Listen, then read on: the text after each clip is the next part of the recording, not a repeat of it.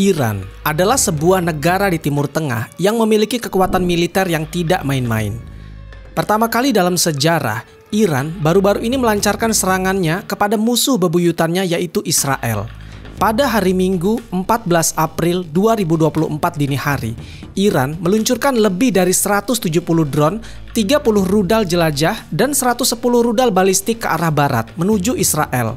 Dan pada saat yang bersamaan juga, kelompok sekutu yang mendukung Iran ikut menembakkan puluhan roket dari Libanon, Irak, Suriah, dan Yaman, yang kesemuanya menuju ke satu titik yaitu Israel. Lebih tepatnya serangan itu mengarah ke kamp-kamp militer Israel. Yang jadi pertanyaannya adalah, mengapa Iran sangat membenci Israel? Dan seberapa kuatkah militer Iran?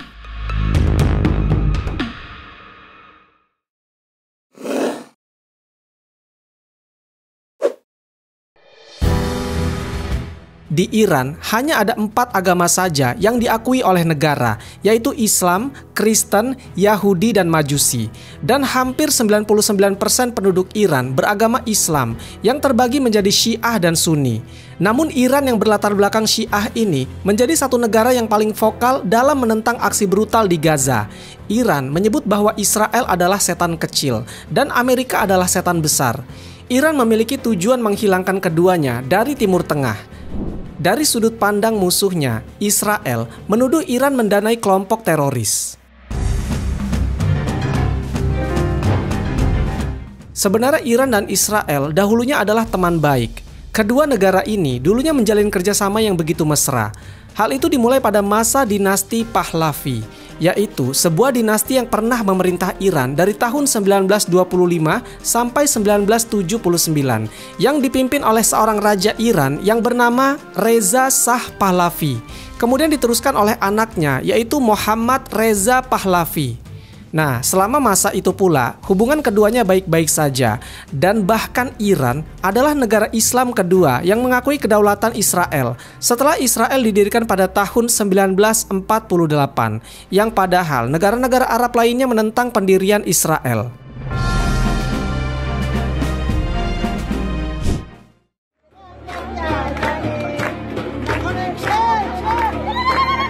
Meskipun memang Iran ini bukan termasuk keturunan Arab, karena secara etnis, mayoritas penduduk Iran adalah orang Persia atau orang-orang Farsi. Dan orang-orang Persia memiliki sejarah, budaya, dan bahasa yang berbeda dengan Arab. Namun secara geografis, Iran termasuk dalam kawasan yang mereka sebut sebagai Timur Tengah. Nah, kemudian di bawah kekuasaan Mohammad Reza Pahlavi atau Mohammad Reza Shah, Iran mulai menjalin kerjasama diplomatik dengan Israel. Reza Shah dan anaknya adalah sosok pemimpin yang pro terhadap Barat, dan sesuai dengan harapan mereka, perekonomian Iran meningkat dengan drastis sejak mereka mulai bekerja sama dengan Israel dan Amerika dan negara-negara Barat lainnya.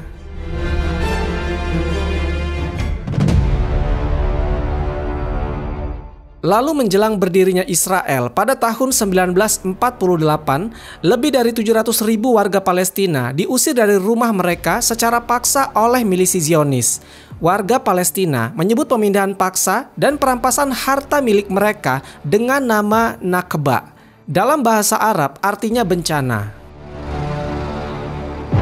Pada tahun 1960-an, Iran dan Israel menganggap Irak sebagai ancaman, dan bahkan Iran dan Israel secara terang-terangan membela suku Kurdi yang memberontak di Irak.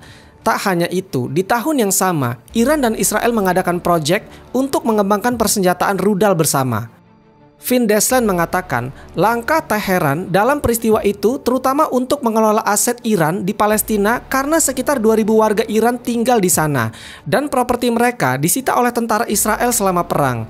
Namun di luar hal itu, Israel juga menerapkan doktrin pinggirannya kepada Teheran. Vin Deslen juga mengatakan, untuk mengakhiri isolasi di Timur Tengah, Perdana Menteri Israel David Ben-Gurion menjalin hubungan dengan negara-negara non-Arab di pinggiran Timur Tengah yang kemudian dikenal sebagai doktrin pinggiran. Pendekatan ini juga mencakup Ethiopia, namun sejauh ini Iran dan Turki merupakan pendekatan yang paling berhasil. Segalanya berubah setelah Mohammad Mossadegh menjadi Perdana Menteri Iran pada tahun 1951, ketika ia mempelopori nasionalisasi industri minyak di negara tersebut, yang saat itu dimonopoli oleh Inggris. Mossadegh dengan kebijakannya berhasil mengusir Inggris dari tanah Iran, dan pada akhirnya hubungan Teheran dengan Israel pun mulai rusak. Tak hanya itu, Mossadegh juga mulai membuka komunikasi kepada negara-negara Arab di sekitaran Iran untuk mendapatkan dukungan dalam hal memerangi kendali Inggris atas industri minyak. Lalu 2 tahun kemudian, pada tahun 1953, Mossadegh berhasil dikudeta atas hasutan Badan Intelijen Inggris dan Amerika. Mossadegh pun turun dari jabatannya sebagai Perdana Menteri, dan dari kudeta tersebut mengangkat kembali Mohammad Reza Shah sebagai pemimpin Iran, yang notabene Reza Shah adalah orang yang pro kepada Barat. Tak lama dari naiknya Mohammad Reza Shah, Israel mendirikan kedutaan de facto di Teheran, dan akhirnya keduanya bertukar duta besar pada tahun 1970-an. Hubungan perdagangan tumbuh lagi, dan Iran segera menjadi penyedia minyak utama bagi Israel. Tak hanya itu, Teheran dan Tel Aviv juga memiliki kerjasama militer dan keamanan yang luas, namun sebagian besar dirahasiakan untuk menghindari provokasi dari negara-negara Arab di kawasan Timur Tengah.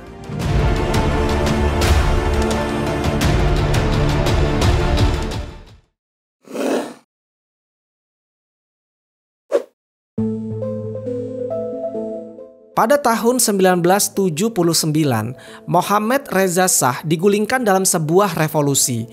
Ini akhirnya menjadikan Iran sebagai Republik Islam Iran. Ayatullah Ruhollah Khomeini, pemimpin revolusi, membawa pandangan dunia baru yang sebagian besar memperjuangkan Islam dan melawan kekuatan dunia yang sombong dan menindas. Palestina merupakan salah satu negara yang dianggapnya tertindas oleh kekuatan besar. Ini akhirnya membuat Israel di Iran dikenal sebagai setan kecil, hingga setan besar yaitu Amerika Serikat.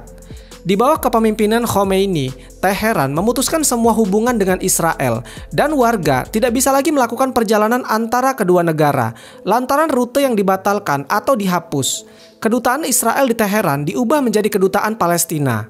Khomeini juga menyatakan setiap Jumat terakhir di bulan suci Ramadan sebagai hari Quds. Dan sejak itu, demonstrasi besar-besaran diadakan pada hari itu untuk mendukung warga Palestina di seluruh Iran.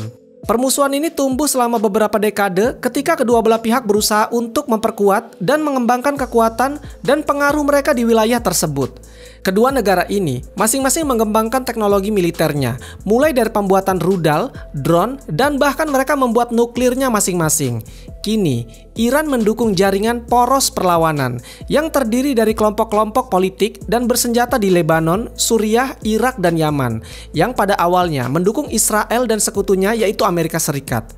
Singkatnya, hubungan antara Iran dan Israel yang awalnya mesra, kini menjadi lebih tegang, dan itu dimulai sejak tahun 1979 ketika rezim Mohammad Reza Shah berhasil digulingkan, yang notabene Reza Shah ini pro kepada Barat.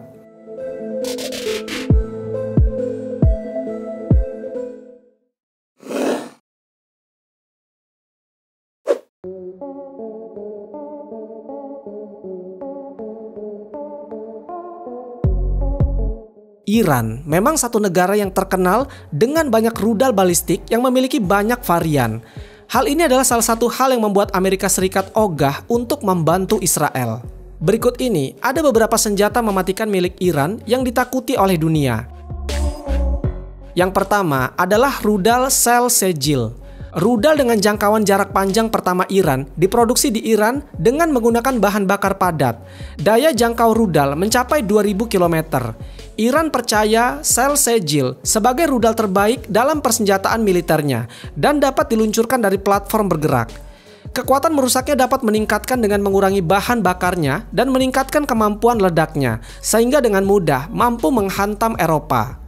Iran juga memiliki lebih dari 10 jenis rudal mematikan lainnya yang tak kalah hebat dari rudal Sel Segil. Kemudian yang kedua, ada drone kamikaze Shahed 136. Drone ini memiliki panjang 3,5 meter dengan lebar 2,5 meter dan sanggup membawa bahan peledak sebesar 40 kg. Drone ini juga didesain dengan sayap delta yang membuatnya lebih sulit dideteksi oleh radar. Pada tahun 2020, Iran mengirimkan drone ini untuk digunakan kelompok Houthi di Yaman. Yang ketiga ada nuklir buatan Iran. Iran disebut memiliki potensi untuk memakai senjata nuklir dalam menghadapi Amerika Serikat dan Israel. Ini menjadi momok menakutkan bagi sebagian negara di dunia, sebab Iran adalah sebuah negara yang tak pernah main-main dalam mengembangkan teknologi militernya. Yang terakhir ada kapal selam Ghadir. Kapal selam ini menjadi salah satu mesin pembunuh paling mematikan di dunia.